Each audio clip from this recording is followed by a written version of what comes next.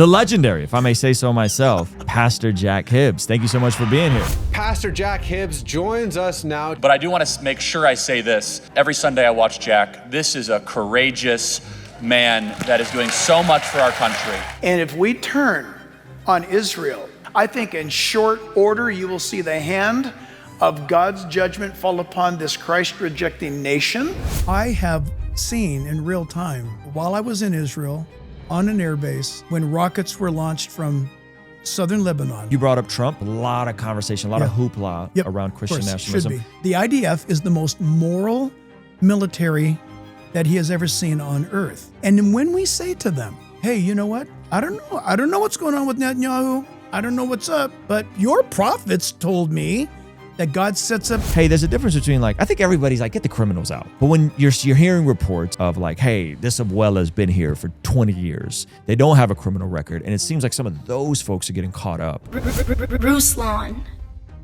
Okay, before we get into this video, guys, if you know me, you know that I am a huge fan of the hit show House of David, produced by my friend John Irwin and the amazing people over at Wonder Project. And so I already had the Wonder Project subscription within Amazon Prime watching House of David with my son, but I was even more ecstatic when they reached out to make sure that we get the word out about their brand new service within Amazon Prime. Now, it's not just for the House of David. When I signed up, I discovered that there's over 100 additional titles on here, edited versions of family favorites like The Patriot and Dead Poets Society and Antoine Fisher. Sandlot is on here. There are so many amazing titles on here. And the dope part is it's not just faith-based. There's a lot of Christian stuff on here, a lot of biblical stuff on here, but it's also value-based. And there's also a new documentary on there with King and Country. And again, the best part about it is that you can watch it with your family without worrying about anything inappropriate popping up on the screen. It's only $8.99 a month, or you can save 17% by signing up for the entire year for only $89.99. And an annual subscription is a beautiful way to support the mission of the Wonder Project and also signal to the industry that this sort of entertainment that's faith-based and value-based is needed and demanded by our community. And it also helps the wonderful people at the Wonder Project continue creating and making amazing media. So hit the pinned comment and sign up for a free trial today, or better yet, save some money and sign up for an annual membership. Link is in the pinned comment and description. Let's jump into this conversation. All right, ladies and gentlemen, you are in for a treat. We have another New York Times bestselling author.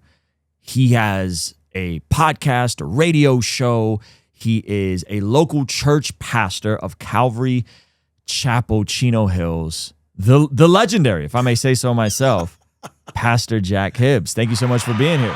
Thanks for having me. Great. All right. If you could pull that microphone just a smidge towards you. Yeah, there we go. Yep. All right. So, man, we got a lot of stuff we're going to talk about. Israel, dispensationalism, Christian nationalism, all the isms today. Let's do it. Okay. But before we jump into that, for folks who are totally not familiar with who you are, I've heard of you for probably decades. You pastor 14,000 people over at Calvary Chapel, Chino Hills. I got actually a lot of friends that attend your church. Always hearing great things. So just folks who may not know who you are, tell us a little bit about you. Yeah, just real quick. Born in San Diego, moved up to Orange County when I was young. No God, no religion in our family. During the Jesus Revolution, the 70s, wound up going to Calvary Chapel, Costa Mesa. Chuck Smith was the founding pastor there. Greg Laurie, the famous Greg Laurie, would do Monday nights. And so I went to a Monday night service, and I'll shorten this up quickly. Heard the gospel for the first time in my life. I was 19. I'll never forget it. It was June 20th, 1977 was a Monday night. Couldn't believe what I was hearing. He actually taught a message, and Greg gave it to me later on in years, and that message was called How to Inherit Hell. And I was just kind of going, I was living it all out, and I was so convicted. I was, all of a sudden, a room of 2,000 young people, I was all alone. I mean, I was nailed, and I didn't know what was going on. I had no Christianese happening in my life. And so when he said, come forward to give your life to Christ, I got to tell you, man, it was a struggle because I immediately got up and I went forward, but I looked around and everybody was bawling and crying, and I wasn't. And so I thought, what's wrong with me? Did it not take? Did that not take? But I believed everything I had heard, and I knew I was guilty. And so, but lo and behold, I got to tell you, within an hour, this is how I knew I was different. My thoughts were different. I thought in my mind, well, I guess I better call my friends and we'll go see what the party is tomorrow. And in my head, if this makes any sense, I didn't hear a voice. I just knew inside, we don't do this anymore. We just don't do this anymore. The appetite was gone. That said, I just dove into the Bible. You got to keep something in mind, please. I stuttered profusely all my life. Bad. So I dove into the Bible and just studied it constantly. And I went to every Bible class. And then I went to the Bible college that was on campus because I could hide in the Bible and I didn't have to say anything to anybody. I knew I had a new life, but I got to tell you, the more that I acquired Bible, the more I was blowing up on the inside. I wanted to tell somebody. Fast forwarding again, I was able to, by God's grace, meet a young woman on the beach. She was a great Baptist girl from Anaheim First Baptist. That was my wife, Lisa. 48 years ago, met her. We've been married 47 years. It would be this June. Wow. And amazing woman of God. And so,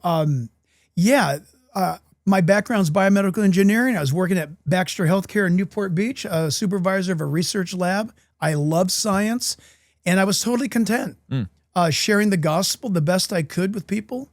And I was at a prayer meeting, and this man said, he laid his hands on me, really old man. And he said, God is calling you into the ministry. And I thought, this guy's nuts. I'm fine. And he doesn't even know that I don't know how to talk because it's a prayer meeting. I was silent. And so he's saying what he said. And I thought, well, yeah, right. Okay. Well, years went by.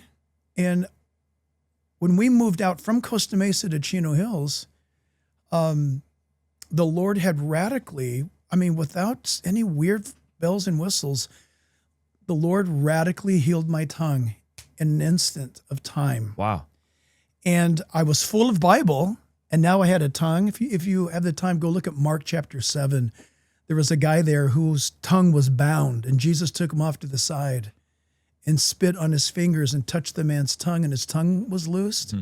Man, when I saw that in the Bible the first time, I just broke down. That was me in the Bible, so to speak, 2,000 years ago. And so it was like an instant healing of your stutter, instantly gone. Instant. There were no cameras. There was nobody around. It was instant.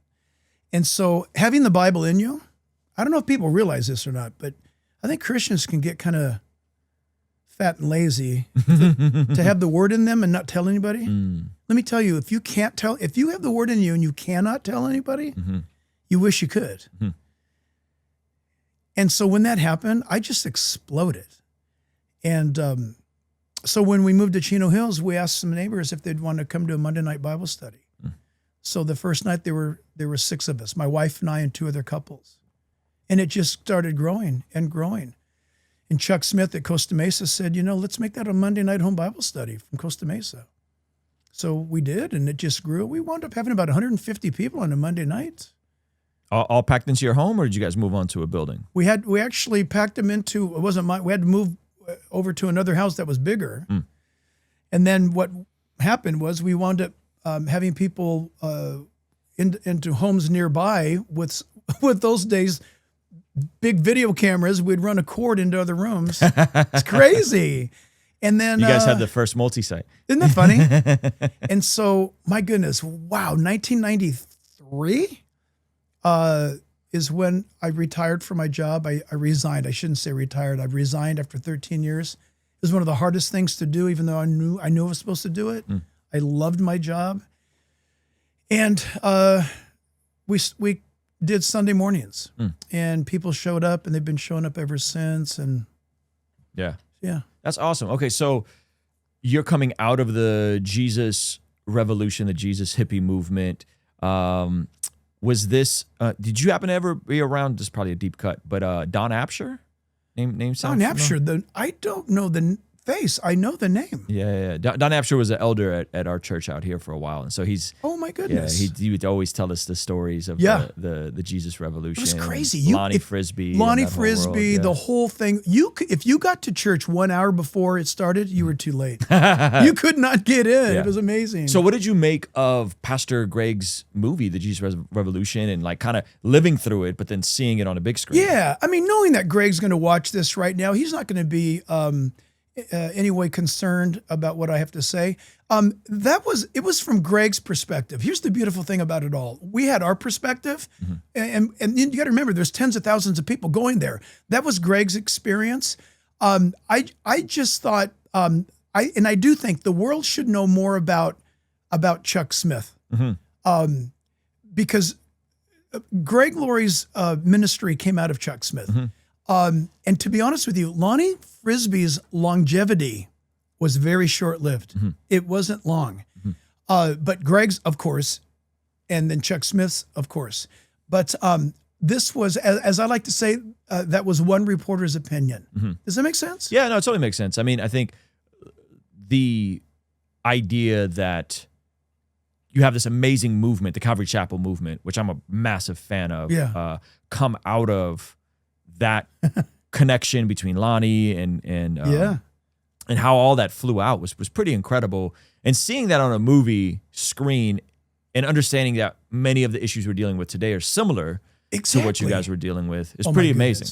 That's odd you should say that. I just arrived to your studio having spoken to 500 pastors this morning in San Diego.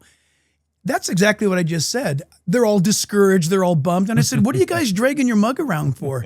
We should all get excited because I'm old enough to remember how it was, and we're on the brink of that again. The kids are disillusioned with sex. They're burned out on it. They're burned out on drugs.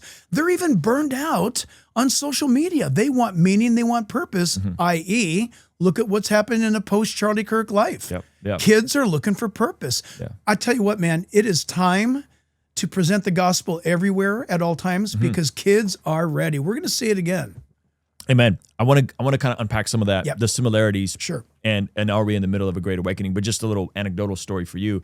I preached at my church a couple weeks ago. I go to Rhythm Church here in Oceanside. We're a plant of North Coast Vista. So Larry Osborne, Pastor Chris Brown, that's who planted us. And I preached a couple weeks ago.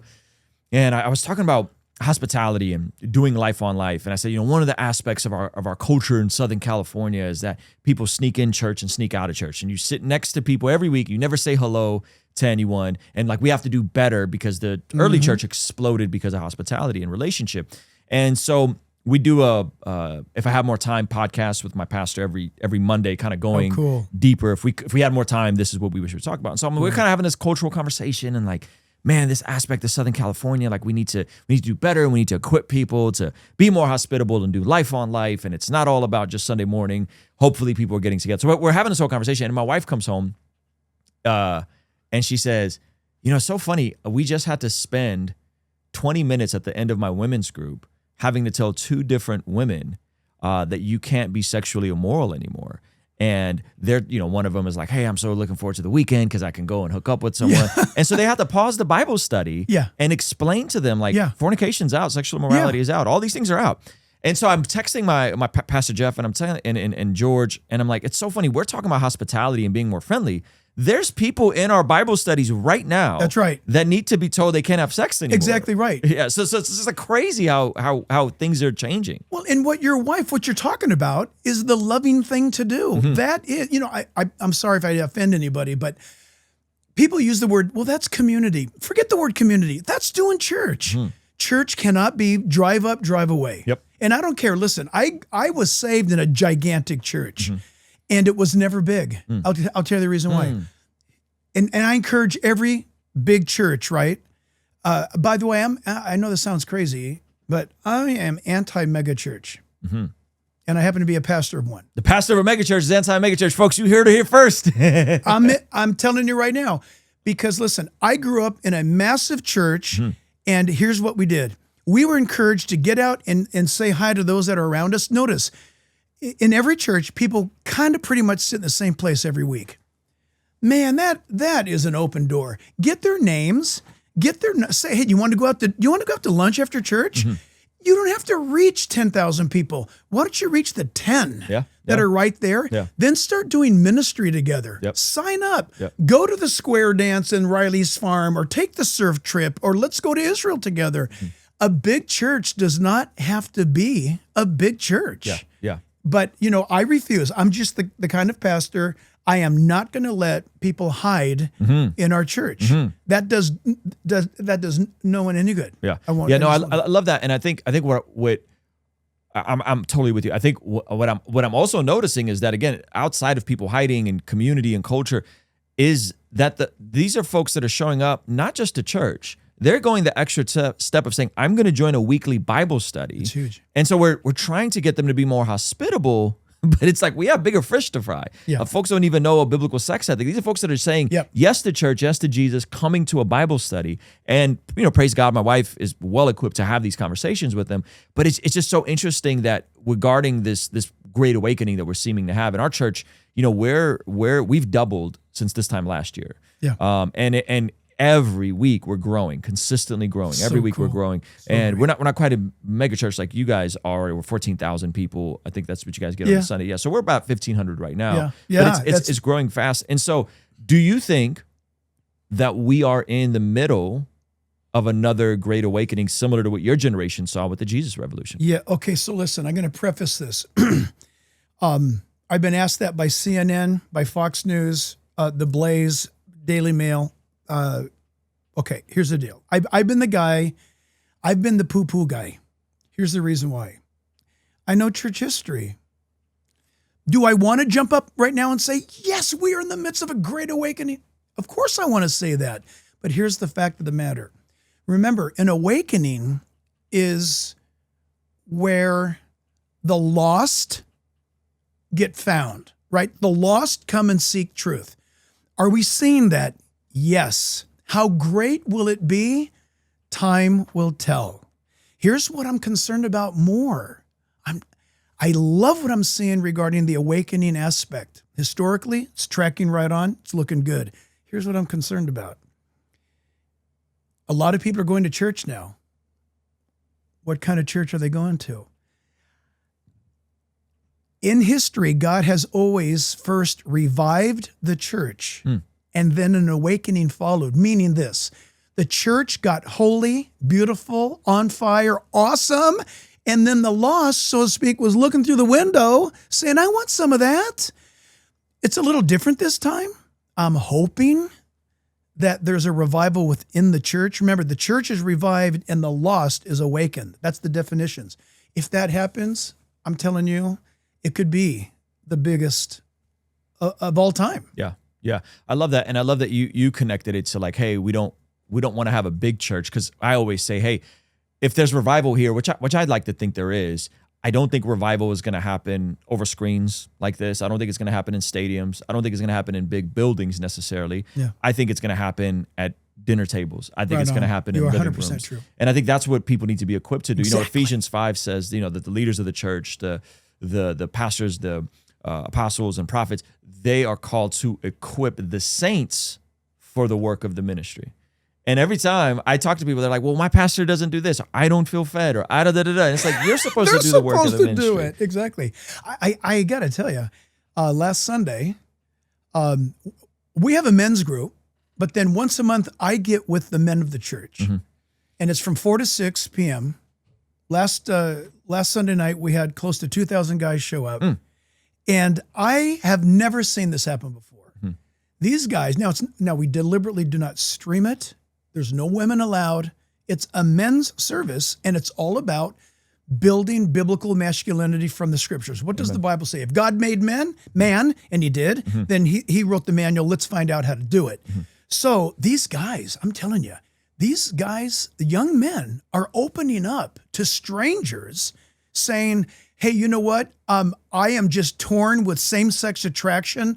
I'm not exactly sure what all that means. I'm not even sure if I'm a Christian. And we saw people come to Christ last Sunday night in a discipleship setting, which kind of goes back to what you were saying with the woman saying, hey, let's get done with the church so I can go on some hot date. Wait a minute. If we become that hospitality, you are really saying in a very gentle way, let's, in a very winsome way, let's be accountable. Yeah. Let's be accountable. Yeah, absolutely. And I think accountability is much of where my own personal sanctification happened. You know, I was going to a church for several years, but it was when I decided to step in to a small men's group the end of my junior year of high school that I had already been kind of going to the church and the youth group, but it was the end of my junior year of high school when I said, you know what, I'm going to take this thing seriously. I'm going to be a part of a local community that then the sanctification and the accountability came from, you know? Awesome. And so I think it's important for people to do that. And again, not to brag about you guys too much, but the beautiful part about Calvary Chapel is that you guys have a cohesive manner across the churches, but every church is kind of different. True. You're going to get good Bible teaching. You're going to get opportunities to connect. You're going to get great, solid men that are in the pulpit. And that's, I think, why we're seeing these sorts of things explode is like there's a hunger for the word. Yes. Right. And so one of the mistakes, and I'd love to hear your thoughts on, and without naming anybody, but I'll just say this. I think one of the mistakes that my generation made, I'm 40, is that about 10 years ago, we really went into the attractional aspect of mega church and celebrity pastors and all this sort of stuff. And so it was like, hey, you know, do anything short of sin to win people over and really make it attractional and monster trucks and this and that and all this craziness, right? and I understand the heart and the intent. And then when there was opportunities to speak on Oprah or speak on, you name the platform, what do you guys think about abortion? What do you guys think about homosexuality? They didn't answer those things. They crumbled. They didn't answer them publicly. And now what we're seeing is a generation of people that are like, hey, I don't want to be coddled. I'm probably going to disagree with you, but just tell me the truth. Like, what does the Bible really say? And teach me the scriptures. Teach me the scriptures. You don't have to give me a 3-point talk about it with an illustration and a movie night and all this other stuff. Yeah. Just teach me the scriptures. Isn't it awesome? Paul the Apostle told Timothy, give attention to reading. How simple is that? Yeah. Somebody, one of my youth pastors just this Sunday, maybe you know about this. He said, did you see what happened? I think it was in Texas, where a church opened up their doors for 75 hours or 76 hours, and people came in and they read from Genesis to Revelation behind a microphone. Like each person had like 20 minutes. They read through the entire Bible, and then they broke open in worship. And everybody was talking about the impact that it made on their life. And when asked why, they said, I heard portions of the Bible I've never even heard before. All that to say this, Jesus said, and we can talk about this later if you want, it's your show. Jesus said, my sheep hear my voice, they'll follow me, and a stranger they will not listen to. So right now there's a lot of division. Look, division going on in the church? I don't think so. I'm not panicking about it. I see pastors wringing their hands because they just lost a few people because of mentioning Israel or mentioning gender or mentioning COVID or mentioning BLM going back in time now, mentioning this, that, and the other thing. Oh, we just lost 10 people. How do you know you lost 10 people? Give the gospel, and the gospel and the word of God. It's not just the gospel. It's the full counsel of God speaks to everything of our lives. That means you're going to be talking about particular issues in life. That said, some people are not going to like it. Yeah. Bottom line is this. It's not for us as pastors to get people to come on in. It's for us to give them the voice of Jesus. Yeah. What's the voice? Yeah. The word Amen. is his voice. Okay, I want to ask you a spicy question, and we can clip this out if you're uncomfortable. Well, now you've got me all excited.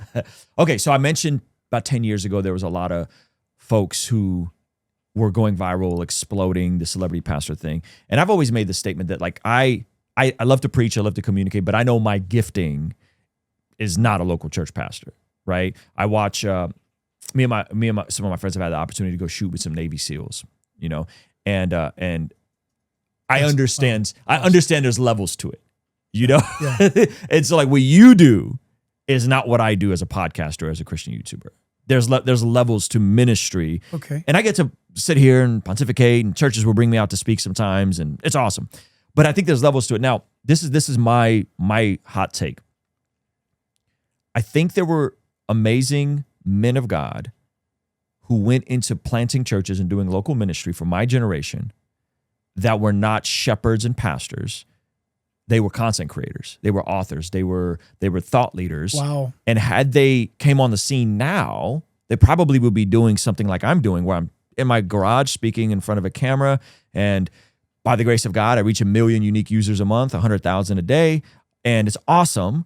But I am not equipped, nor wired, nor designed to shepherd people, to Mary Berry, to oversee a team, to put together a talk every Sunday. I don't have that gifting, and so I think there's levels to it. And when I meet real pastors that are like, hey, I'm sitting with the men, I'm doing the counseling, I'm doing the funerals, I'm showing up to the hospitals, I'm preaching, and I'm leading a staff, that's a very different gift set. And so what do you think about that? Like, do you think that there are perhaps some folks that went into ministry because it was the linear trajectory for their career? Great word. But they weren't equipped to be shepherds on the front lines pastoring. Look, how controversial do you want your show to go? You cook, because people are going to respect you and your legacy and what you come from. So yeah, go for it. I'm going to say something. It's 100% true. Very few people think about it. It answers exactly what you just said. And in a strange way, if he's listening to your podcast, he'll appreciate what I'm saying. You just articulated this reality. Greg Laurie shows up to Anaheim Stadium and 65,000 people show up and 6,000 people get saved. Greg Laurie could read a menu at Cheesecake Factory and people get saved. Why? He is an evangelist. Yeah. He is called. It is obvious. It is so crystal clear. But I defend Greg Laurie when I hear what I'm about to tell you. And this is where the podcast will either blow up or sink. People will come to me and say, Pastor Jack, I just love the fact that you greet people and you're in the foyer and you're in the courtyard and you're saying hi to people after service. My pastor doesn't do that. Greg Laurie didn't do that. He drives in, he teaches, he drives away. And I say, wait a minute, wait. First of all, I have some loyalty to him. The guy led me to Christ. Yeah. But forget that. Greg Laurie's an evangelist, but he was he was pigeonholed as a pastor. And people don't like that they can't have access to him. They want him to marry, bury, counsel in these things. He's not called to do that. Greg knows his lane. He stays in it, and the rest is history. He is an anointed evangelist. Is he a pastor teacher? I don't think so. I'm going to get mail on this. But I'm standing on the firm word. There's pastor teacher, and of course there's overlapping gifts, but there's also the gift of evangelist. Which one does Greg Laurie most fit? A profound calling. Primary calling, clearly evangelist. Me? I can't lead anybody to Christ. I will mess it up so bad, but once you lead them to Christ, give them to me because I'll disciple them. I'll teach them the word. You know your lane, and you're a young man, and you're wise in recognizing that. A lot of people think they've either got to do everything or they're supposed to be the next whatsoever. And they're like the round peg in the square. It's just not working. And you're going to have to have some trust in the Lord to speak to you about your gifting and calling. And when you do that and trust him, I think that's when a person's ministry will blossom. Yeah, that's good. That's definitely a hot take. And I love Pastor Greg. Yep. He's also extremely creative. And extremely prolific. Like he's written 100 books or something crazy. Well, you said creative. Do you know what have you been to his office? I mean, he's been here, and this is the coolest thing ever. When he was here, we didn't have this bathroom, so I think he was the first guest in this room. We had just moved in, and he walked in through where you walked in, and he had to go use the other bathroom. My kids were there, just like they were here doing homeschool. And he ended up stopping and spending like 15 minutes just drawing pictures for them and just hang. It was the sweetest thing. I got video of it. I'll show you after. Maybe I'll play it here. I don't really show my family online, but it was the coolest thing. So he's so creative. Right. That's exactly why I just asked you this. If you go to his office or if you look at his notes, his sermon notes, look, Greg Laurie sells best-selling books. I think Greg Laurie should actually put his notes together and sell those because they're brilliant. How he thinks, I can relate to in a very tiny way. I wish I could be more like him, but Greg is Technicolor, and he's a great cartoonist. And remember, his ambition was to work for Disney. He wanted to be an illustrator, a cartoonist for Disney. That said, it comes across so beautifully in his evangelistic delivery.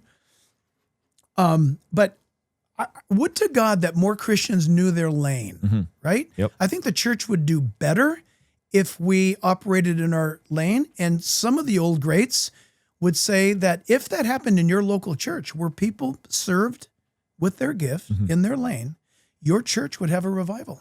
Amen.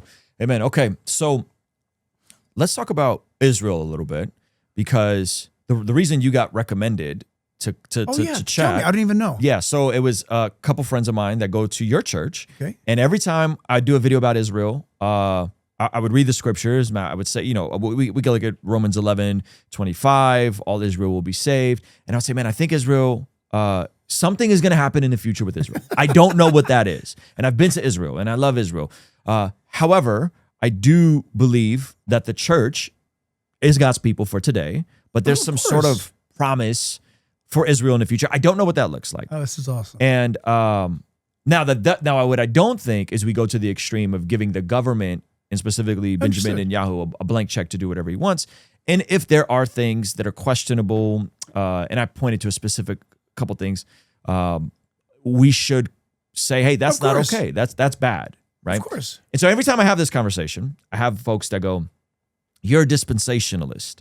You just don't know. You're a dispensationalist because you're using dispensational language. You just don't know. You're a dispensationalist. Yeah, and I've had multiple friends say that. My buddy Ear to Hear has a great YouTube channel called Ear to Hear. He said that. Mike David from a group called Sharp Dialect, he goes to your church as well, has said that to me. And so every time I have this conversation, I'm like, I think the church is the church and it's the people of God. Yeah. I don't like the idea of New Israel. I don't like that terminology, right? But I think they're grafted in. And then I think there's some sort of uniqueness to whatever's going to happen in the future with Israel. I hope it's a future revival. I don't know how it connects to the eschatology, right? Are you a premillennial, a post-millennial? I'm a pan-millennial. I think it'll all pan out in the end, right? Yeah. I don't know how it's going to work, but there seems to be something there. So help me understand. My understanding of dispensationalism is the extreme versions where people say stuff like Andrew Klavan from the Daily Wire, for example, and I love the Daily Wire, and I love Ben Shapiro.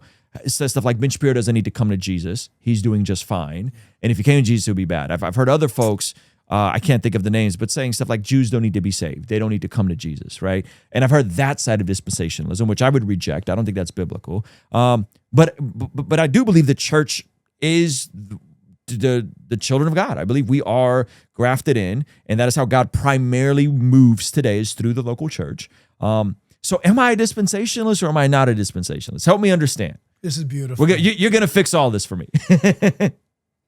I mean, I hope to, and I'm nobody special. It's not me. So imagine for a moment, all of your viewers taking a big, deep breath and letting that out, and read the Bible, start in Genesis. So what do we know? The word, first of all, dispensation, it appears in Scripture. Let's remember that. It appears in the book of Ephesians, for one thing, twice. Okay. That said, what does it mean? What part of Ephesians? Do you remember? Ephesians chapter 1 and 3, I believe it is. Okay. Which translation? In fact, Because I could pull it up while New you're... King James. Okay, New King James. Look it up. You got it. And I apologize. I've got my Bible, but my eyes are shut today. No, you're good. Okay, so you tell me when you get there. So it appears in the Bible, and a lot of people who have a certain bent, they don't even like to admit that it appears in the Bible. Ephesians what? Ephesians 1, and I think also chapter 3. Okay. Dispensation in the English. Okay. What does it mean? It simply means in fact, if you look up the word, it's going to say something to the effect in the Greek, the management of a household, of time, or the management or the prerogative of a governor regarding time or resources. It's an interesting word because when we think dispensation, I think most people think like that it's a problem. It's not, and I got it on the screen for you, by the way. You can't see it, but we see it here. That in the dispensation of the fullness of times, he might gather all things to Christ, both which are in heaven and which are on earth. So go ahead. I just wanted to pull that up. Number one, it's in the Bible. Notice the context. Notice what you just read. In fact, can you do it again? Can you read what you just read and listen, everybody, very carefully? Yeah, so it says, that in the dispensation of the fullness of times, he might gather together in one all things in Christ. All of that is what's known as prescient or eschatological. Okay. It's looking to the future. Big fancy words simply means looking to the future. Yep. The dispensation is always connected with time. And I have it pulled up here in the Greek too, by the way. Good. Dispensation is always connected to time. If everyone takes that deep breath and listens, it's a time issue. Number two, the meaning of the word is management. It means to manage time. Isn't it interesting that Isaiah 9:6 tells us that Jesus Christ, speaking of the Messiah, a messianic passage of Isaiah 9:6, that he is the Prince of Peace, the Counselor, and the Father. It calls Jesus Father. And so, wait a minute, we have two fathers? No. Look it up in the original Hebrew, and it's Jesus is the governor of time. He is the one that presides over time. Watch this. And I'm going to try to pull this together. Book of Hebrews opens up and says that in times past, God spoke to the fathers through the prophets. However, he now in the last days, these days, time, has spoken to us by his own Son. What did I just tell you? I just gave you the definition of the word dispensation, the management of time. In Isaiah 9:6, Jesus is the governor of time. Of course, Psalm 40, also the book of Hebrews, behold, in the volume of the book, it is written of me, speaking of Messiah. So Genesis 1:1 says, in the beginning, God created. You know this well. There's no such thing as physical creation unless you have time. God existed outside of time. He's timeless. When he created time, all things physical, and people forget time is physical. We know that in a laboratory. We can tamper with time. That said, people freak out over dispensationalism conversations, and I'm going to be blunt. People freak out over dispensational issues because it doesn't fit their man-made theology. Now, there I go. I said it. So what do you mean by that? If you do not adhere to the Bible, letting it speak for itself, let it talk. I'll be sarcastic, lovingly sarcastic. Couldn't the God who made this whole thing talk to us plainly? I believe he can, and he did, and he does. That said, we have the time management between from creation of the physical universe to the creation of Adam. That took a time. You could argue the dispensations of the days of creation. Were they actual days? Were there millions of years between days? I don't care what you talk about. You're talking about time. That's a definition of a dispensation. Now, from the creation of Adam to what? The coming of Abraham. That's a dispensation of time. The way God was speaking after Adam coming up to Abraham, God was doing what God does. He's sovereign over time. Then you've got the Abrahamic covenant. You've got Noah. You've got Abraham. You've got multiple covenants.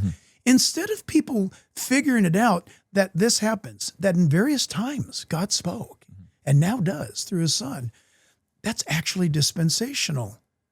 And people get all upset because if you actually believe what it says and you don't want to, because you've got a denominational, you're okay, everybody, get mad at me. He's okay. You can get mad at me. If you follow your denomination more than the Bible, so for example, you could ask me my loyalties to Calvary Chapel. Answer, none. If Calvary Chapel departs from the Bible, I'm departing from Calvary Chapel. How's that? Okay, that said, if you let the word speak for what it says, here's what you find out. That in the fullness of time, God sent forth his Son born of a woman, born under the law, Galatians 4:4. That's a dispensation. You can't argue it any other way. Well, if that's true, was there a time when God created a man whose name was Jacob, and God called him Israel after they had the wrestling match? Mm-hmm. And so God says, your name's not Jacob anymore, it's Israel. And from you, there will be generations that come from you, and I will establish you forever. God said forever. And so this man Israel happens, and this Israel comes together. This Israel, I'm fast forwarding, you've got these people that have now disobeyed God dramatically. They're in exile in Egypt, and God calls Moses to bring them out, and he brought them out with a mighty hand. And what did God do? How could he do this? God introduces yet again another act of dispensationalism. He gives them the law. That is God working in time. Mm-hmm. And that's not a problem. We do it every day. You might eat breakfast at Mimi's, and then you guys choose to eat at the Cheesecake Factory this evening. There's no crime. The crime would be failing to recognize that God moves in certain ways at certain times. However, he never contradicts himself. That would then make him not God. So we come now to the problem of Israel. What in the world is going on? Mm-hmm. People are getting rabid over the issue of Israel. Why are they? Why are they? Because I'm looking at Jeremiah 31. Did you know that Jeremiah 31, verse 31 as well, starting there, says that I am going to bring you back. I am going to take out of your chest the heart of stone, and I'm going to put within you a heart of flesh, and I'm going to write my law in your heart. And listen to this. He says, I'm going to abolish the covenant I made with you. I know you're typing, but are you listening? No, I'm listening. I got it on the screen All right, for you. brother. Yeah, I'm listening to you. Because I'm loving on you first on this. Yep. God right here says, I'm going to take the covenant that I gave you and you broke it. And I'm going to replace it with a new, he says new covenant right here in Jeremiah. That's the New Testament experience. He prophesies about it right here. And he says to the Jew, he says, I'm going to write it on your heart in the future. I'm going to put it in you. You're not going to have it on stone. I'm going to put it in you. Guess what the born again experience is? Having the law of God written on your heart. Amen. How do I know that? Well, it actually happened to the first Jew. Or I should say this. I can answer it this way. In some ways, it happened to Abraham first. Remember, that guy, Abraham, was a Gentile before he was ever a Jew. That always freaks out my Jewish friends. He was from the Ur of the Chaldees. Right, he was a pagan worshiper. Right. God called him a Jew. So fast forward, when somebody says, like Andrew or Ben, hey, you Christians, whatever you're doing, whatever, we've got a different path to salvation. Really? I don't think so. Because the Jew of Jews, Jesus, said to a pretty big deal of a Jew, Nicodemus, he was the teacher of Israel. What did Jesus say to him? Keep the law? No. Yeah, so you must be born again. The first person who was told to be born again was a Jew being told by a Jew. Think of it. Yeah. The law was given that you and I would realize that we're sinners. Nowhere. In fact, I'll prove my point because I love Jewish people, and I'm not going to name some names, but off camera, we'll talk later, that there's some famous Jews in America that have become followers of Messiah, Yeshua. They can't announce it yet. How do I know? Because I've prayed with them. And there are some that are close, and there's some that said, I hear what you're saying. I understand it better now. I don't want to ever talk about this again. That said, check it out. God says throughout the entire Old Testament, if I don't keep my promises to Israel, may the sun never rise. By the way, that's Jeremiah again. If I don't keep my promises to Israel, the sun will not rise. It will not set. The heavenly bodies will not stay in their courses. The day that happens is the day that I break my covenant with Israel. Notice this. Here's the shocker. If God doesn't keep his covenant promises with Israel, then I, as a Gentile believer in Jesus and Yeshua, I have no hope. Israel is a pain in the butt to God. He said so. You are a stiff-necked, rebellious people. Every time I do something for you, you throw it back in my face. You go, in the old King James, he says, you go whoring after other gods. Come back to me. If you don't come back, I'm going to remove my hand of blessing. You're going to be driven to all the four corners of the earth, and I'm not going to talk to you again until I regather you in the last days. Think about that. Daniel, Ezekiel, Jeremiah, Joel, Zechariah, Revelation, Matthew 24, Matthew 25. It's all about the Jews coming back in the last days. So that, my friend, is what gets people lit up. And they say things like this: nope, the Jews are illegitimate.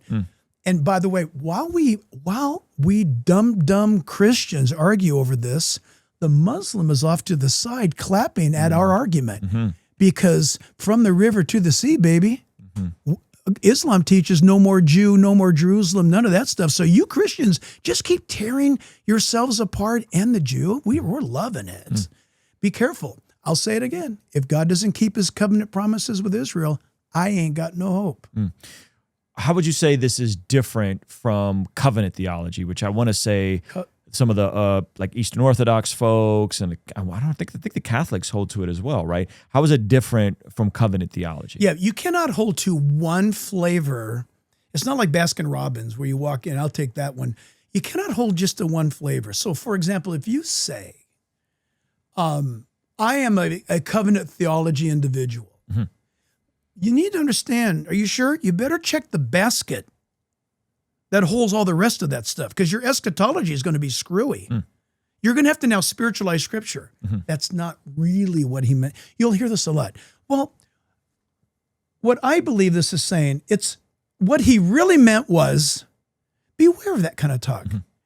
God is so good that he not only says it once, he says it over and over and over again, because we're kind of hard-headed. So covenant theology, I would watch out for that.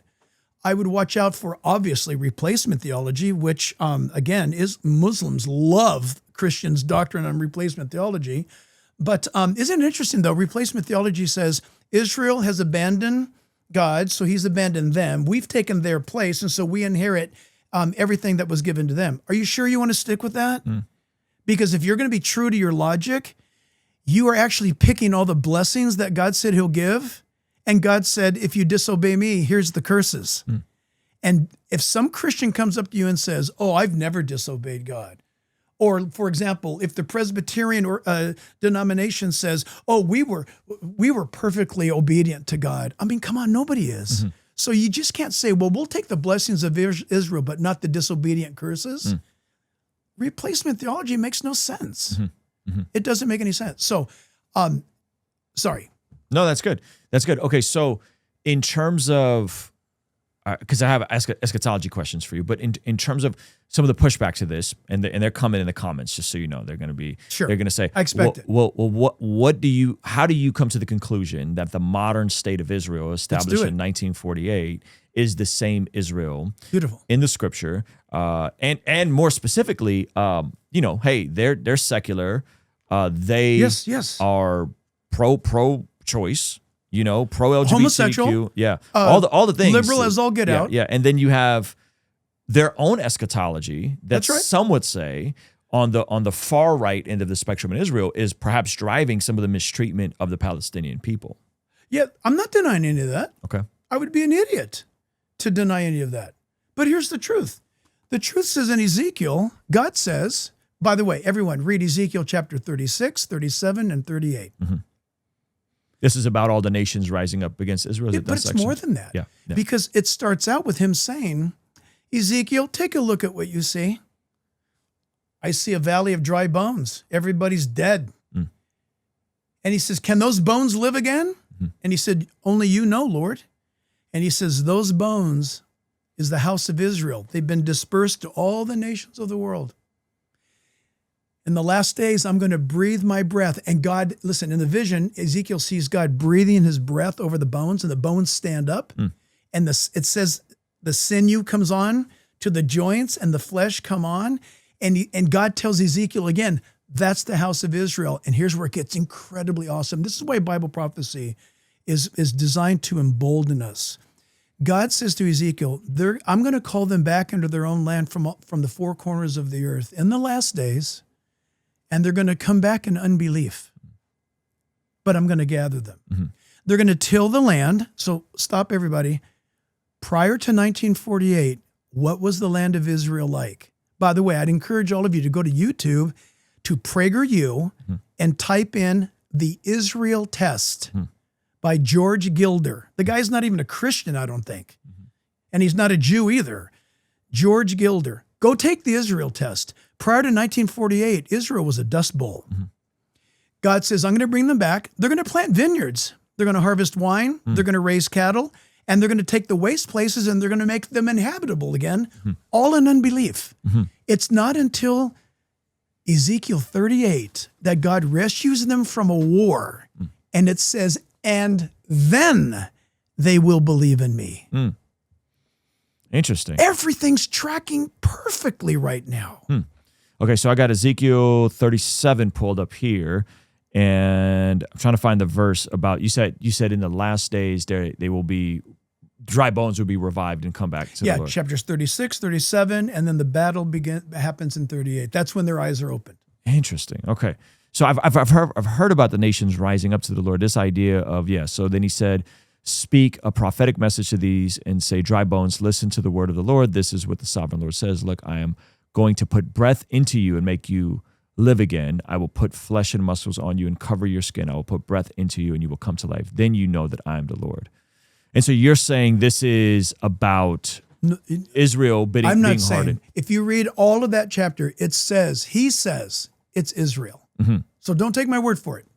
Yeah, I'm specifically asking about Israel being hardened to the gospel. Yes. That we see in, right now. In Romans 11. Romans 9, 10, and 11. Yeah, where Paul is writing, I don't want you to be ignorant of this mystery, brothers and sisters, so that you may not be conceited. Israel has experienced a hardening in part until the full number of the Gentiles has become in. And in this way, all Israel will be saved.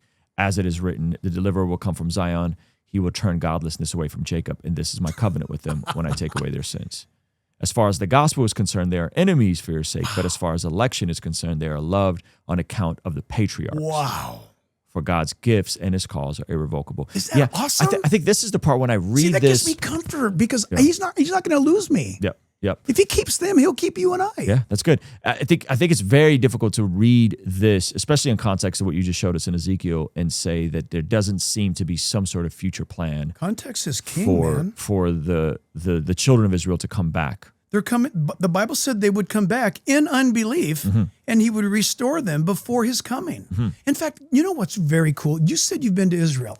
Yeah. Do you remember? I don't remember how familiar you are to the Eastern Gate. It's also referred to as the Golden Gate. But did you know that in the year 1080 or 1100, the Muslims, the Ottomans, they literally read the scriptures and understood, and this is in Islamic writings. I'm sorry, you're going to have to get the exact data from a guy by the name of Jay Smith, who you should have on this show. He's the greatest living Islamic apologist, but he's a Christian. He famously knows Islam better than Muslims. They've admitted that. He speaks and reads and writes fluent Arabic. Jay Smith. That said, listen to this.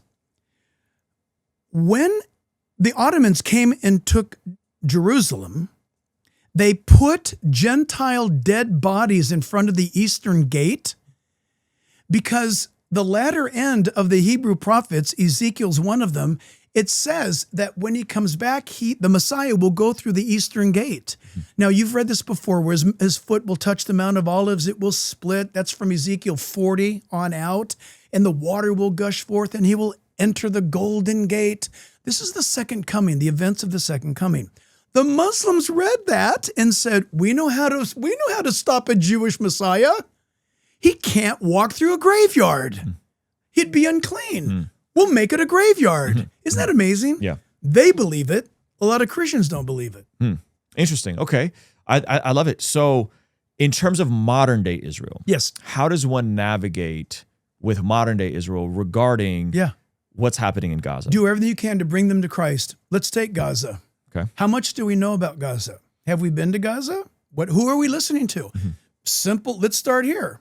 How about if let's go to the spectrum. Spectrum to the right is like all Israel news, Joel Rosenberg. So we'll get his news reporters. And then let's go all the way to the other side of the spectrum and there's not much of a difference between BBC, Al Jazeera. They're both covering the exact same event and they're both saying the opposite things. Here we are in America, fat, dumb, and happy. What do we even know what we're talking about? Have we seen what's happening? Have you been to Israel? Have I been to Israel where we're going through Bethlehem and I see news reporters paying kids $20 bills to throw rocks at our tour bus? Yes, I have. What's that all about? News is made sometimes. Sometimes news doesn't happen. But I am not saying that Israel's sinless. How about this? The same scrutiny I apply to Israel and to Netanyahu, I apply to Trump and to the United States of America, which, by the way, is the same level of scrutiny I apply to Canada and their prime minister. But what a weird thing is, none of those countries I just mentioned does God claim to have a covenant with them. Doesn't make them sinless. They're not. But we need to be careful because it's easy for us to throw rocks across the pond, so to speak. But I have, you mentioned being with the SEALs. I've had the honor of being with the AIF. You don't hear much about the IAF, the Israeli Air Force. I have seen in real time Israel's response while I was in Israel on an air base when rockets were launched from southern Lebanon. And I watched how Israel responded. I was there for about 4 hours, and you're watching overhead.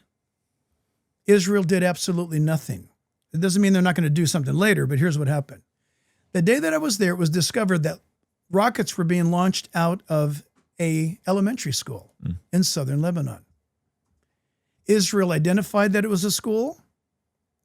They chose not to attack that school. Their reason was they took 7 rocket launches into Israel and they never once attacked that school. That's why, and maybe you know, there's a famous British general who does podcasts, and he did a video again at PragerU. And this guy said Israel is the IDF is the most moral military that he has ever seen on earth. Now keep that in mind. War is hell, as the proverb goes, and no one's sinless. But we need to be careful that while we're throwing stones at Israel, we can throw those same stones at America. The point is this: it's not going to be right till Jesus comes back. So what do? We need to witness to every Palestinian the love of Jesus. I happen to be heavily involved in a group called Home. People from our church, they're not going to know this. They're going to find out from your program right now. I am very, very involved with Hospital Outreach Middle East. That organization is a wing of Samaritan's Purse. It is an outreach to provide medical care to Muslim women and children because I'll just say that they don't get good medical care, women and children in Islam. Why do we do this? Because when we're giving them medical care, we're giving them the gospel. Okay? What about Jews? Jews need their Messiah. They need to hear. And if we get a chance, I'd love to show you, you'll appreciate this. I will show you a verse that to this date, after being a Christian for 49 years, I've never had one rabbi refute the verse about Messiah from the Old Testament. So you can't let me go. I'm an old guy. I'm going to trust you. You got to remind me. That said, the Bible commands you and me to provoke the Jew to jealousy, doesn't it? We are supposed to cause them to want the Messiah that we know. And then when we say to them, hey, you know what? I don't know what's going on with Netanyahu. I don't know what's up, but your prophets told me that God sets up kings and he tears kings down. That's God's business. Let's pray for him and let's expose what's wrong. Of course. But let's keep this in mind. Being a Gentile, I'm a Gentile, but my God's Jewish. Jesus died on the cross. He's the King of the Jews. and you guys should listen to him. Oh, we can't do that. We can't do that. He was a heretic. Well, I can prove to you that he wasn't. And my dialogue with Jews, it's fun. But I'm telling you, don't let someone say to you, well, we just have to turn a blind eye to all that Israel's doing. That's stupid. No, you don't. But you need to understand, God said, I'm going to bring them back. They're not going to believe in me. They won't believe in me until I, Ezekiel 38, supernaturally deliver them from an incredible invasion. Then, timestamp, there you go. Timestamp the word then. You have to look at the word then in light of that word again, that dirty word, dispensation. Because God says, when this war takes place, then they will begin to believe in me. That's a dispensation. Yeah. So it sounds like you're saying you don't just turn a blind eye if and when Israel misbehaves. You don't, you definitely believe Jews need Jesus and they need to place their faith in Jesus. You are saying that there is some sort of future great awakening that's going 100%. To happen when there's a deliverance that happens. Absolutely. And so do you think that there's time and place to correct folks that perhaps go too far on the pro-Israel side? Of course. Where they're like, hey, any critique you present is always, because that's just so you know, that's what I'm experiencing. Like I went on the Sean Ryan podcast and I read that verse. By the way, I love that guy. I want to go on his podcast. Yeah, he's great. He doesn't know who I am, but I love that guy's show. So I read the verse and we said, hey man, we don't like what's happening in Gaza, but for me, it's very difficult to look at Romans, to look at Ezekiel and not acknowledge that God has some sort of future plan for Israel. And even in the most gentle critique, I have some household names, I'll tell you who they are offline, that are messaging me and saying I need to be re-educated on Israel and I don't know what I'm talking about. And like I've been to Israel, I've been to Gaza, I've seen these sorts of things. I'm also Armenian, and so I've been to the Armenian quarter, which isn't open to most people, right? Unless you know someone there. Yes, exactly. So I also know some of the tensions that Armenians face. I know some of the tensions that the Christians face. Yeah. I actually know much more about Israel than the average person. Yeah. And so it's like there is this idea that like any criticism about anything related to Israel is met with such a vitriol and everything is anti-Semitic. I think it's ignorance. And I go, hey, like I don't think that. I was talking to Michael Knowles and he was talking about, hey, they shot a church in Gaza, one of the few standing churches, and he said, hey, they're saying that it was an accident, and he was like, and I could say that I think we need less accidents to churches in Gaza. So here's what I would say, because again, remember my background is more science. Let's see if we can create it and then break it. Mm-hmm. So I would ask Michael Knowles sarcastically, I'm just lovingly being sarcastic. Hey, Michael, who said it was an accident? The IDF said it was an accident. Okay, so in the IDF who said it was an accident, how did you determine it's an accident, Mr. IDF person? Mm-hmm. Oh, because Billy Bop over here pulled the trigger while he was sneezing or something. Mm-hmm. We just need to question things before we judge things. Let's do some fact finding, and I'm all for that. But please, people need to realize that the Candace Owens approach is actually borderline mental case. Okay, There's something seriously wrong. What do you mean? The Jews did everything. The Jews killed Charlie. The Jews, everything about the Jews, and the Jews. And honestly, if they're that powerful, then why aren't things way better for them? If they control Hollywood, why do they absolutely reek at controlling PR? They're terrible at it. If the Jews are so fantastic at all this stuff that she claims they are, or so bad that they are, everything is, I'm sorry to say it, just blame the Jew. In fact, I don't know if you saw, what's his face? Who's the guy, Tatum? Officer Tatum. Brandon Tatum, yeah. I just talked to Brandon a couple days ago. He just did a cool podcast on, about the Jews being blamed for everything. We have to be careful. We cannot blame the Canadians for everything. Well, we're not talking about Canadians. That's exactly right. But we cannot just, I tell you what, if the conclusion regarding world events is easy for us to immediately spew, we're probably wrong. Yeah. No, I'd agree. I think the idea that the Jews are, I think it's so ridiculous because the second most populated Jewish city is New York City. And they're about to elect a Marxist Muslim mayor. Yep. And so it's like, if they control everything, Yeah, what's with that? well, they can't even control their own city. Exactly. Hey, And- so I got to ask you. Yeah. So you mentioned a few times, 3 times regarding the future, regarding Israel. We can have some fun with this way. Okay. Do you believe that Jesus Christ is going to return to earth? Yeah, absolutely.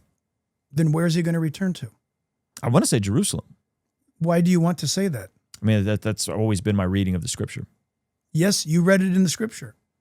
Not only does it say Jerusalem, it says that he's going to set up his throne. Do you know where? In Zion. Do you know where Zion is? Because you've been there. You may not remember, but you probably walked all around it. Mount Moriah is it's an elongated hilltop that is like a mesa that is pitched. That's where the Temple Mount is, right? Correct. So watch my hands. So here's the city of David. If you took that archaeological, there's the city of David, and then you go up, and then you've got the Al-Aqsa Mosque, which is the gray dome. Yep. And then you have the Dome of the Rock Mosque. That's the other one, the famous one. And then you've got the Temple Mount area. And if you keep going up, you go outside the old walled city. The bus station is over there. It's the northern gate. That's how you get to Damascus. There is a hilltop there, the highest ground of Moriah. It's not rocket science. It's a place called Golgotha. That's the high ground. Way down below, and I may be off, but I won't be too far off. From Golgotha to David is maybe 3 football fields, I'm guessing, okay? Yeah, it's not very far. One's way low, one's way high. The way high point is the top of Moriah. In Genesis, when God took Isaac to Moriah, it says Moriah. Would Abraham, remember, in his paganism, by the way, it's true in biblical stuff and it's true in pagan stuff. When you're going to make an offering, what do we see? We always go to the high ground. We go to the mountain or the high peak. That's where we do it. Who knows why? Where would Abraham go? He tells his 2 servants, wait here. We will go up and worship, and we will come back to you. What a prophetic statement, right? Where would he have gone? He would have gone to Moriah's peak called Golgotha. Fast forward, I believe that was prophecy being lived out. The father, by the way, Isaac carried the wood. So did Jesus. That's good. Okay? That said, God's going to repeat that. The reason why I asked you that question about, do you think Jesus is coming back? If you don't want Jesus to come back, and if you don't believe, according to your theology, he is coming back, then Israel's not important to you. Neither is Jerusalem. In fact, why don't you plant some dead bodies in front of the gate, and why don't you rename the city Aila Capitolina and remove in 135 AD, remove the name Israel, because you're the Emperor Hadrian in Rome, and to finally insult your arch enemies who drive you nuts, these Jews, you are going to name them after the ancient Philistines. But in Latin, it's Palestinian or Palestine. There was no such thing until 135 AD. If you want to erase the Jews, you might want to rethink your strategy, because Christ is coming back. He's coming back to be the King of Jerusalem. His throne's going to be in Zion. And if Jesus doesn't sit on the throne of David, we got the wrong one. Yeah. I've always understood it that the same place where Abraham was willing to offer Isaac as a sacrifice, same place where the temple was, right? And then there was another historical moment there. There's a lot of historical moments there. Remember, this is kind of cool. Remember when they brought the Ark of the Covenant to Moriah? Yeah. David, remarkably, they would have parked it probably where the temple area would be. But it says that David went up to the higher ground and he pitched his tent and he worshiped the Lord there in his own tent. I can't prove this. This is kind of romantic. Sure. But I wouldn't doubt if David worshiped the Lord at what is called Golgotha. That's interesting. And you're saying, according to Scripture, Jesus is going to come back to Golgotha. Well, it doesn't say Golgotha. It says that Jesus is coming back to Jerusalem, right? Ezekiel 43 to 45 tells us that he's going to establish a temple. He's going to have a temple there. So I'm assuming that's going to be on the Temple Mount. And that he's got to be enthroned in Zion.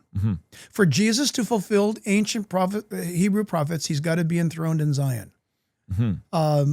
You remember Palm Sunday. The people started shouting, Hosanna, Hosanna, blessed is he who comes in the name of the Lord. Go back now and read in the Old Testament, for example, Psalm 118 and others. When is that going to happen? Isn't it interesting? Jesus said, you're not going to see me again until you say, blessed is he who comes in the name of the Lord. Translation, my translation. I came, the nation rejected me. Not, by the way, the nation. Many Jews believed in him. Remember, the first church was all Jewish. Yeah, that's right. We forget that. That's right. But he says to the nation, the next time you see me, you will say, blessed is he who comes in the name of the Lord. You're speaking of the nation. That means there's going to be a nation. Is it Netanyahu? Forget about the Netanyahu stuff. These guys are there in unbelief. They're legit. God brought them back. But are they born-again believers? No, they're not supposed to be. But as I meet a Jew, I do everything I can to lead a Jew to their Messiah. And someday, look, there's individual salvation, like you, like me. I have Jewish friends who are well, they don't like using the term born again, but they'll say, yeah, I'm born again, but I'm a believer. That's how they refer to themselves, believer. Because I don't know if you remember ancient history, church history, the Christians were not called Christians until Antioch, when the pagan Romans were making fun of us and they called us little messiahs because we were running around telling everybody about his message. The Jews, they don't like the label Christian. Okay, fine, I don't care. In fact, I'm not sure if I like it anymore because everybody seems to be a Christian on Sunday. Satan might be a Christian on Sunday. I like being called a believer. I love that. So that said, man, if there's no Israel, if there's no future to Israel, I ain't got no hope. Interesting. Okay. No, I like it. I think it's a balanced perspective on it from everything I'm hearing. I don't disagree with anything you just said. So it's interesting. So then those folks who would say the Jews don't need to be saved, and they're doing it in the name of the same prophecies, they're doing it in the name of the same or similar dispensational viewing, would you say they're off and they're wrong? They're off. They need to evangelize the Jew. They need to go find a Jew. You know what? You're making me think. I wonder why they don't tell the Jew the gospel, because you know Jews will not read the New Testament, right? So how did Paul the Apostle, how did Jesus, how did Peter, how did James and John preach the gospel and prove that Jesus was the Messiah without the New Testament? They preached it from the Old Testament. Exactly. Yeah. So today, you know what? I think if we just slowed down and became better students of the Old Testament, we should be able to argue that Jesus is the Messiah from the Old Testament, just like the first century church did. Right? Yeah, that's good. That's good. Okay, so you told me you had a Bible verse from the Old Testament that proves that Jesus is the Messiah. I could pull it up here on the logos too. And will your audience see it? Yeah. There's a screen here. You probably can't see it, but there's a screen. So here we go. Okay, what's the verse? This is the everlasting Jew stopper. Okay. Proverbs 30, verse 4. Before you read it, backstory. Okay. Every time for nearly 50 years that I've read this to a rabbi or a Jewish friend, I'll do it in English because that's what I know. They will tell me, I'm sure that's a mistranslation.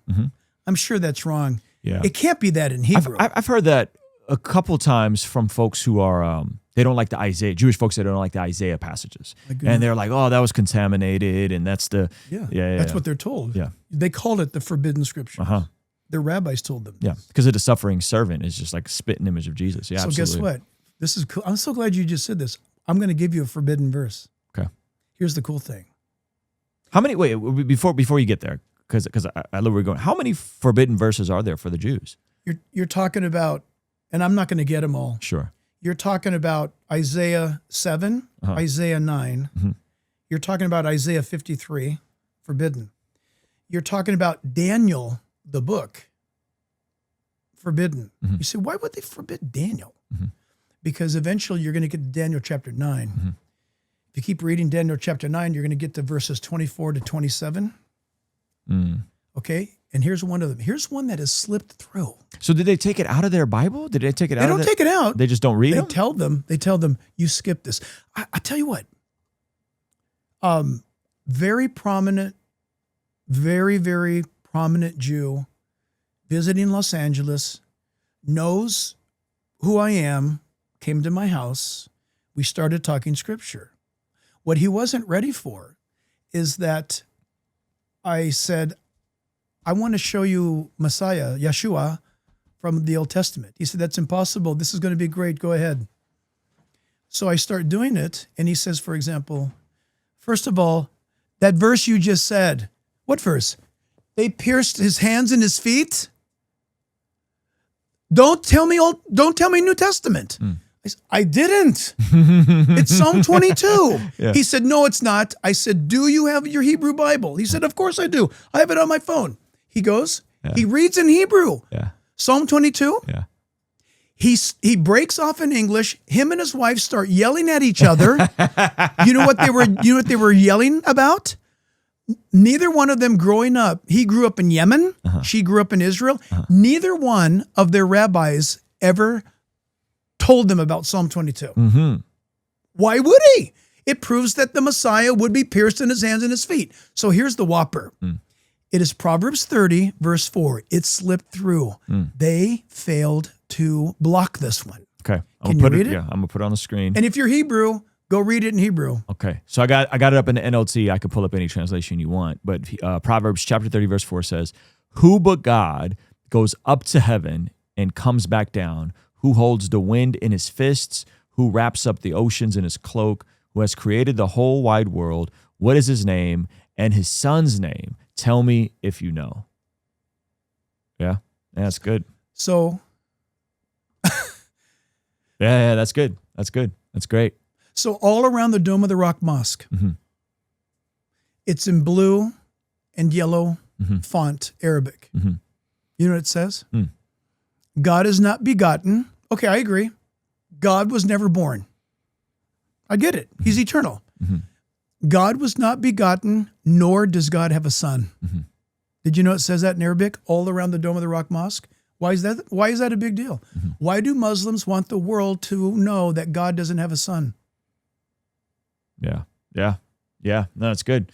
That's good. No, that's great. All right. I think you made a really strong case for this. Okay. Can I ask you a couple more questions about this, and then we can move on, talk about whatever you want. So the John Hagee is the dual covenant theology guy that says that Jews don't need to be saved. That's who he is. And I think that gets lumped in with dispensationalism, it sounds like. Pretty prominent voice. Tragically, I could not, I don't know how to say it other than I could not disagree more. Yeah. Okay. All right. I'm gonna ask a controversial question. Okay. But it is I think it's good.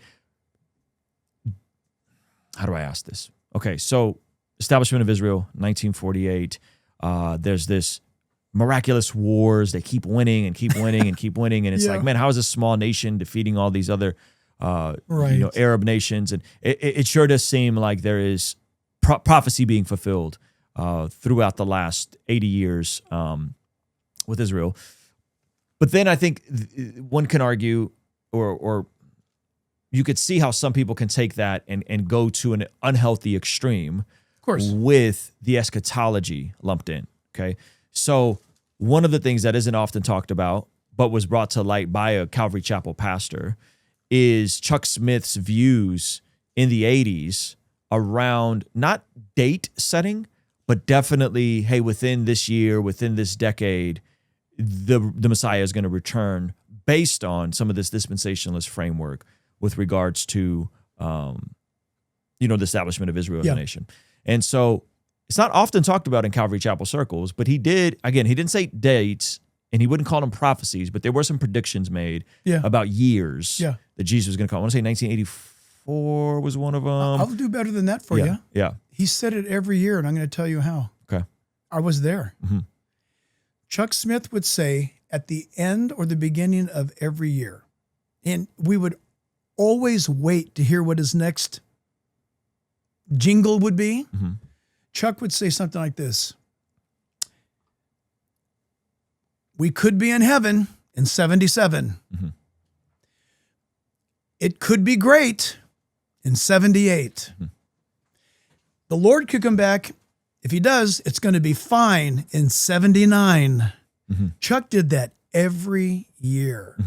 And if you look at the genesis of the criticism, you will hear Chuck Smith say things like, I wouldn't doubt if the Lord comes back soon. Heck, I say that.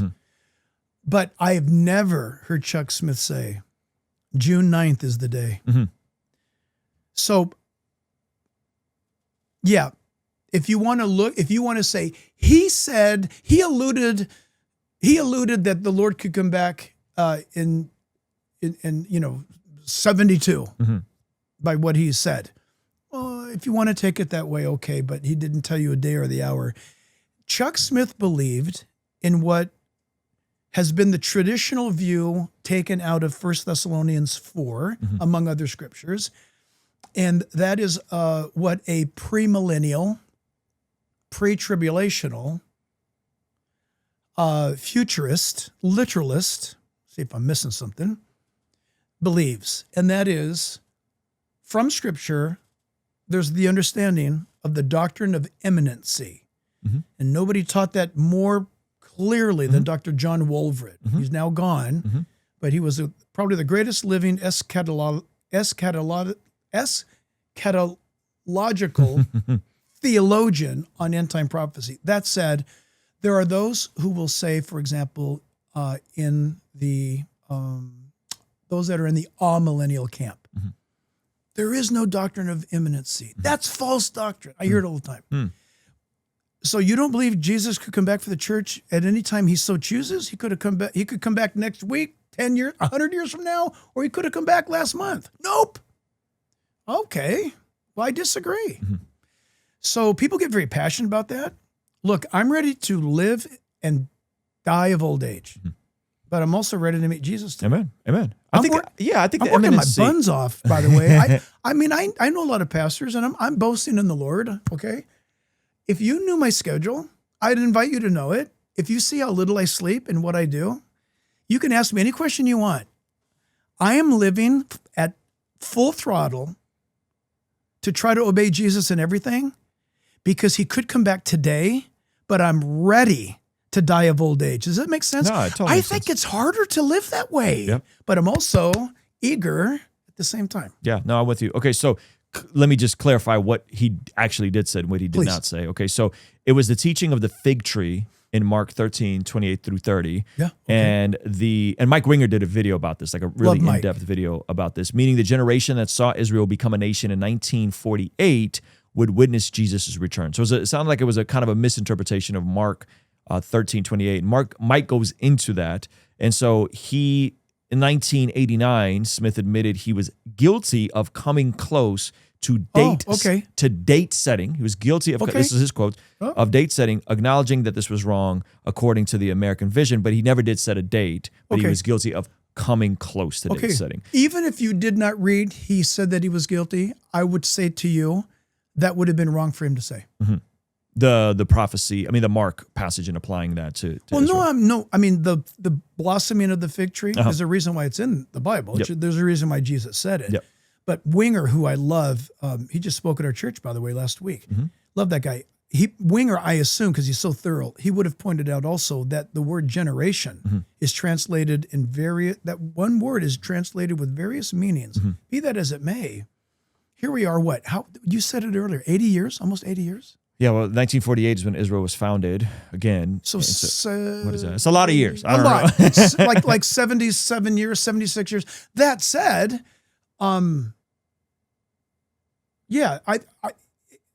glad Chuck Smith said I came really close to making a boo-boo there, because I would have said that's getting too close. That's a boo-boo. Yeah. And it's good. It's good that no one, as far as I know, no one in the Calvary Chapel has came close to doing that. Not that I'm aware of. Yeah, which I think is good. No, this is good. Okay, so this is my view of eschatology. You tell me what you think of it.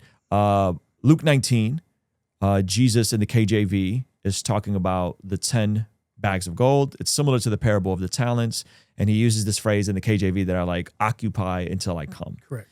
And in Matthew 25, right after all the spooky stuff in Matthew 24, we see the imminency of Christ preached in the parable of the wise and foolish virgins, which then goes into the parable of the talents, and then goes into caring for the least of these in the last days and separating the sheep from the goats. So my view of eschatology is I don't take a strong stance on any of it. I just try to see what the scriptures say and go with that. But I do think we need to live as if Jesus can come back at any minute by making the most of our time, talent, and treasure. Two, first, care for our own family, but then also do good onto others, especially those within the house of faith. And so I think therein lies the biblical framework, regardless on if you're amillennial, premillennial, postmillennial, I'm a pan-millennial. I think it'll all work out somehow. But I live as if Jesus could come back at any moment in time. But I'm also thinking about my grandkids, and I'm also thinking about their grandkids. You are occupying till he comes. I'm occupying till I come. I did a whole devotional look, on it here. So I'm premillennial, pre-tribulational. But I have set up retirement funds. I hope they don't watch this. I've set up retirement funds for my children and grandchildren. Come on. Yeah. Why did I do that? I had no biblical upbringing. But you know what? I was reading through the book of Proverbs many years ago. Come on. And it said that I should provide for my family instead of my family providing for me in my old age. That switch came on. But I am so in love with the doctrine of imminency, but I have a retirement plan for my kids. Yeah. Well, I think this is a healthy view of eschatology, right? Because what's happened, and I don't know how much you probably don't keep up with like TikTok theology, but there was a whole thing just in September of multiple folks who set dates. They're not established or connected to any churches, but they set multiple dates and pushed the dates back and pushed the dates back and then pushed the dates back. And folks are selling houses, they're selling cars, they're giving away stuff. Okay, come on. One lady gave away called the CPS on herself that they would take her kids, right? And this stuff is happening. And so that what you're describing, I think, is a biblical, healthy framework of how we navigate these conversations. Proverbs also says, a righteous man leaves an inheritance for his grandchildren, right? Fathers give houses. And so I think there's a tension there of, man, Jesus can come back at any time. However, I'm still called to occupy. I'm still called to provide. I'm still called to leave an inheritance. And I think that's the part that is hard for younger believers because they're all or nothing in their thinking. I want to encourage those younger believers. It's not just the younger. I'll give you a real life story. So during Trump's first administration, I was called to Washington, D.C. to be on Trump's advisory team. When I showed up and people were being introduced to others, this one guy, I forget what he's from, it doesn't matter. He said, "What are you doing here?" I said, "Well, that's a great question. I got called to be here. I don't even know what I'm doing here." And he said, No. What are you doing here? You're a Calvary Chapel guy, right? I go, "Yeah." "Don't you believe Jesus could come back at any time?" "Yeah." "Well, then what are you doing here?" And I said, "Man, dude, I'm not tracking." He said, "If you believe that Jesus could come back at any time, why don't you just go back to California and surf and just wait it out?" And I said, "Man, because I've got grandkids." Yeah. I said, "Dude, I'm here to fight. Come on. I don't know when he's coming back." Yeah. But when the president asks you to come and give advice on spiritual matters, I mean, I'm just following Old Testament, man. If Uzziah opens up the door and asks Isaiah to come in and talk to him, I'm going. "Well, I just didn't think you Calvary guys would even care about the future because you think you're going to be out of here." I said, "Man, I don't know what Calvary people you know, but if they're like that, they're crazy because we've got to be ready to meet him." Look, here's what's fun about this. So, yeah, but what if Jesus doesn't come back today? Hey, he doesn't come back today. But what if you drop dead today? Are you ready to meet him? Yeah. How about if we lived every day like we're going to drop dead? Yeah. And it's our last chance to invest in the kingdom. I love that. You brought up Trump. Perfect segue. Christian nationalism. Yeah. There's a lot of conversation, a lot of hoopla around Christian nationalism. Should be. A gentleman from your church, Mike Lusso. I don't know if you know who Mike Lusso is. He's a great up-and-coming creator on YouTube. Gosh, no. But Mike, come and say hi to me, will you? Yeah. He did a video on how he thinks Christian nationalism, or the term Christian nationalism, is a psyop because there's so many versions of it. True. And depending on who you talk to, Christian nationalism could mean, hey, we think we should outlaw abortion, and that's bad, and we should not kill babies. all the way to a Doug. Oh gosh, what is his name? Doug. He pastors a church in Moscow. Post-millennial. Oh, I gotta know. Oh man, I don't know. Moscow, Idaho, or Russia? Yeah, Moscow, Idaho. Give me one sec. Is it Doug Reed? Pastors Church, Moscow. Gosh, I can't believe I'm drawing a link. Sorry. In Moscow.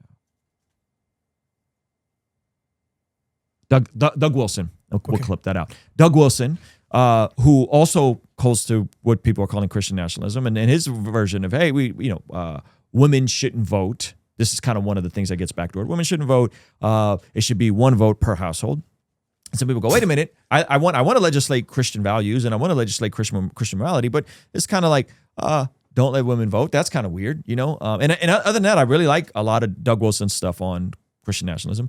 And then I'm hearing there's folks that want a Christian prince to rise up and to overthrow the government. It's like there's like 4 different versions of Christian nationalism that I'm hearing about. So you're educating me. Yeah. Because I've never heard that before. Yeah. Oh, there's all kinds of weird stuff that gets back to it. Yeah. So Doug Wilson, I mean, again, I like Doug Wilson. He's a post-millennial, so he's going to take a preterist view of most of the eschatological stuff Eschatology's in Matthew 24 and Revelation. But his approach to Christian nationalism, I'm like, oh, that's fine. I don't know about the women not voting, but I like everything else you're talking about, And so, are there any women in his church? Oh, I'm sure there's women in his church. Yeah. Who don't vote? I don't know if they don't vote. That's a good question.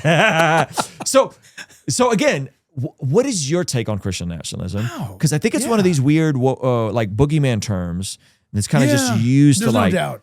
You're a Christian nationalist. You're a Christian fascist. Yeah, with you teaching me right now, then I'm going to have to say, yeah, it's got to be a boogeyman thing because, I mean, this is how I take it. In fact, I'm the guy that said this, and it's kind of gotten well known. I said at one of those Trump rallies that don't expect the Messiah to arrive on Air Force One. And so that got traction. I also said, don't look for the answer in the State House or in the White House. The answer is in God's house. Come on. Okay. I believe that with all my heart. So that said, what do we know about our unique American experience? You and I happen to be sitting in America right now. Mm-hmm. If we were in Germany doing this, if we were native-grown Germans, we'd have a different story. Mm-hmm. But we live in a constitutional republic that has been given to us, I believe, by God. Mm-hmm. I think Franklin and all those dudes, they were moved by the hand of God. We have this experiment. What does that mean? That means God, who, in my opinion, didn't mention a word about America in the Bible. I know people are going to write you on this. I don't believe America's in the Bible, period. You don't see its formation. You don't see its end. It's not even there. But what happened? The most evangelistic nation on earth, the most powerful, the most wealthy, the most beneficial for gospel, church, you name it, all this stuff. Okay, whatever. Why is it not in the Bible? I don't know. That's God's business. That said, and no one can doubt my patriotism. My friends say, Jack, you were born 250 years too late. I read everything I can on Jefferson, Adams, both Adams, Hancock. I read it all. Mayhew, I read them all. I love that stuff. That said, none of them ever spoke about establishing God's kingdom on earth. Mm-hmm. None of them. Mm-hmm. That said, I think you're saying to me that there are people who believe that the church is going to generate some sort of a pastor's council that's going to take the place of the government, and America's going to be a Christian nation? Yeah, I don't want to speak on behalf of nuts. them. I don't want to speak on behalf of them, but again, Doug Wilson did a great That's not going to happen. With the Young Turks. He went into pretty leftist territory. And the way he explains it, I go, I'll get behind that. I'm not mad at it. You don't think it can happen at all? Not only do I think it can't happen, anybody who thinks it can happen is probably in the replacement theology camp. I think he would. I don't know if he would use that language, but they would probably say, either that or they're flirting with it. Yeah, covenant theology. But real. Okay, so you're thinking America is so great that that's what's going to happen? They might side. I'm trying to get in their head right now instantly. So help me out. Be merciful. But I'm thinking maybe you got William Bradford and you've got our Pilgrim Fathers who said things like, "Hey, we'll be the city on a hill. Look at this great American thing." Okay, if that is that what you're thinking? I think you took their thoughts a little too far. They didn't write that. But my goodness, a Christian nationalist, I'm a Christian, and I've been asked by the Republican Party to run for office, but two things kept me from doing it. Number one, God's called me to be a pastor. Number two, the Republicans are all screwed up. Why would I do that? I can impact more people on a Sunday. I reach 100,000 people on a Sunday. Why would I run for Congress? Yeah. You say, "Oh, so you don't believe in getting involved?" I didn't say that. John Jay, the first Supreme Court Justice of the United States, John Jay said, "We prefer Christians to run for office." That's one of our founding fathers. Yeah. That John Adams famously said, "Our nation, our Constitution, has been developed and given to govern this country," right? He said, "It only works for a moral and a religious people. It is wholly inadequate for the governance of any other."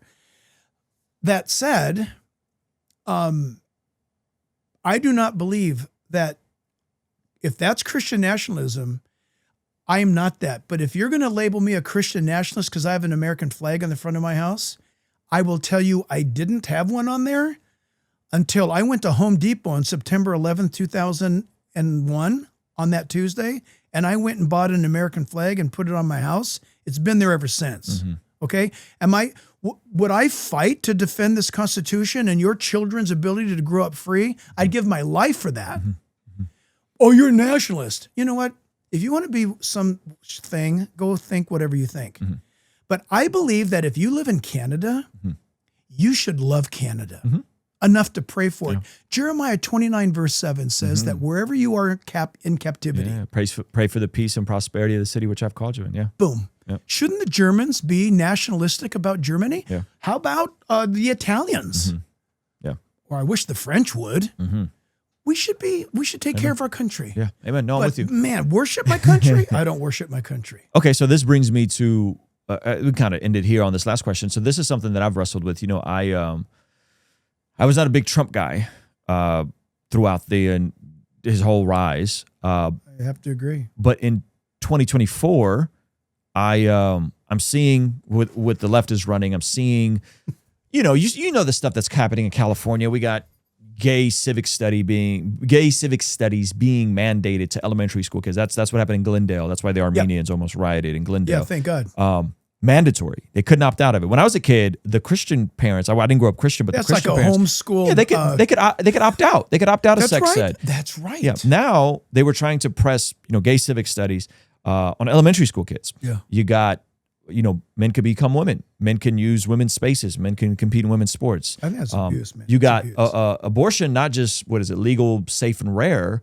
Abortion is now reproductive rights. There's an abortion it's healthcare. clinic. It's healthcare. It's outside of the DNC. And so for the first time, as a guy that's more or less been a centrist, I found myself pushed to the right. But I did feel very conflicted with Trump. And I'll tell you why. Outside of the rhetoric and him knowing how to get attention, man, this is a dude that's been divorced multiple times. Right. This is a dude that clearly doesn't understand salvation, doesn't understand the grace of God, doesn't understand what gets him to heaven. This is a dude that's had quite a lot of sexual allegations against him. Now, I'm not saying those are all true. We don't know if they're true. But there's a lot. Where there's smoke, there usually is fire. But maybe he's a great guy and just has a bullseye on his back. I don't know. And it was hard for me. It's hard for me to vote for him. And I remember the day of the election, I had just gotten back from a speaking thing. My son was talking. We were having this conversation, Panera, and I said, and he was asking, he's 10, so he's asking me about he's 9 at the time. He's asking me about the election, and I go, son, there's a guy running, Trump, who I agree with on his policies, but he has a questionable character. But I agree with him more than I disagree with him on. And then there's a lady running who seems to have a good character. She's married, and as far as I know, she seems to be upright, generally speaking. But I disagree with her on almost everything. Everything top to bottom. There you go. And it was at that moment when I said that to my 10-year-old, I went in and I voted for Trump. Yeah. Begrudgingly, Yeah. I voted for Trump. And I didn't endorse him during the campaign, but I definitely railed against Harris because we're in California. I remember her. I remember we know her. The mess that she's done. And by the way, folks, we know Gavin Newsom. That's like right. nobody. We That's know right. him. That's right. And so, how do you navigate that as a follower of Jesus? You've So prayed for him. You've been around him. Oh yeah. He needs the gospel. I've spoken with him privately. I spoke with him the day after he was shot. Yeah. Yeah. And it definitely seems like the Lord preserved him. Come on. I have no doubt about that stuff. I mean, come on. What are you going to say? That's luck? Yeah. Yeah. Well, there are some people that know, but I don't. Not luck. That's cool. Full on conspiracy. I don't believe in that stuff because of this one biblical reason. There's no word in Hebrew in the Bible for the word coincidence. Yeah. Yeah. It's good. I don't believe in luck. Yeah. That said, Yeah. So how do you wrestle with this? How do you reconcile with this? I had to do the same thing you did. And basically, it's this. I would hope that the flock at Chino Hills, that I'm their pastor. I hope they know that I love them, and I will throw myself under the bus to tell them the truth. Okay? I would never expect Trump to do that because he's not a pastor. I'm not voting for a pastor. I want a guy with the best policies possible. Right?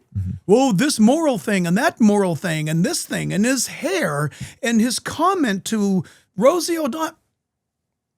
I don't like any of it either. But God sets up kings. He takes down kings. God gave us a choice between two people.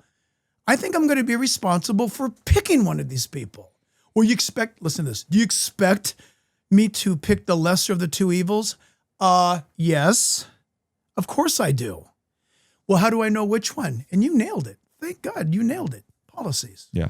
Yeah. Policies. Let me ask you about this. And this is something that I'm post-Trump.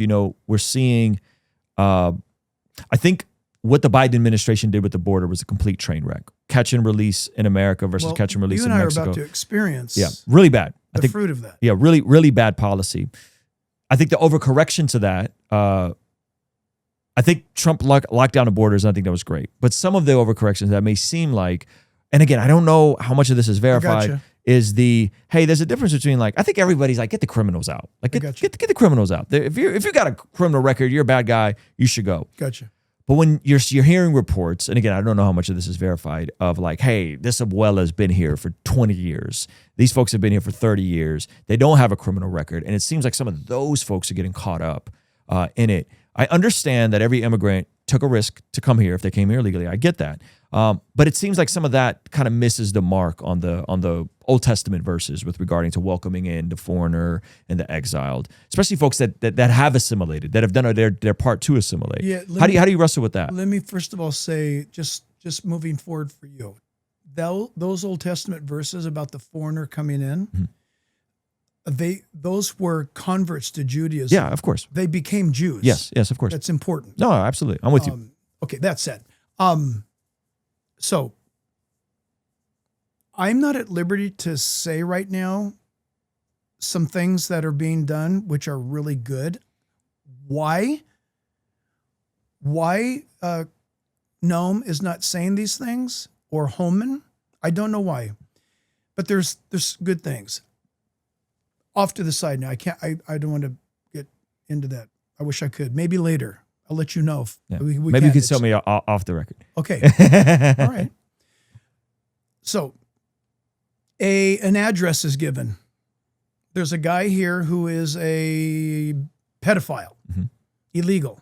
He's in this home. Inside that home are 7 illegals that are working, paying taxes. In fact, one of them went into the Marine Corps. They're good people, undocumented, illegal. So what happens? This is what happens. And you know what? I mean, if you're game, I could set up where you and I could get in. You and I could go on a raid. This is what happens. You got a bad guy sitting in the middle of a bunch of good people. How are you going to get the bad guy? They rush in. They drop the net. Imagine we're off the coast here. You throw your net out in the water. You pull it in. And then you get this one over here and this one over here and this one over here. And then here he is. This guy goes away. They all go back home. you and I are being flirted with the thought, how sad. They all got deported. It's not happening. You're saying that's not the official policy? It's not. No. Okay. But I will file a grievance on your podcast. I do not know, and I've been told you never want to play, ever do you ever want to play poker with Trump? You're going to lose. Why doesn't he let people see what's going on? Because it's great. Instead, all the bad news. All these people got rounded up. Well, they had to round up them all to get that one guy, and they let the others loose. Why doesn't he let that out? Here's my psychology to it. I'm probably wrong, maybe not. I think Trump, being a man of the world, and being you don't mess with him. He's going to come back and get you. I think he'll risk off the record doing the right thing without cameras being seen on it, so that the illegal community is petrified because that one guy that they're trying to get, they want that bad guy so bad that they're okay with the rest of the group feeling uncomfortable until it happens to them, and then they realize, wow, it is true. He only wanted that bad guy. Why don't they market that? I think he has a strategy. I just don't know what it is. Does that make sense? Yeah. No, I hope you're right. That's great. That He's sounds different. very sensible. That dude's different. Yeah. All right, Pastor Jack. Any final words before we get out of here? This is great. I got to have you back sometime and go even deeper. I honestly, we've gone almost hour and 45. Listen, I loved being with you. It's incredible. I'm so delighted with your success. Thank you. That you're grounded. I'm doing my best. All right, guys, we're going to get out of here. Follow Pastor Jack Hibbs. Check him out. A lot of great stuff. And if you're anywhere near Chino Hills, we always are trying to get you guys in churches. Please check out his church. All right? We'll see you guys later. Peace.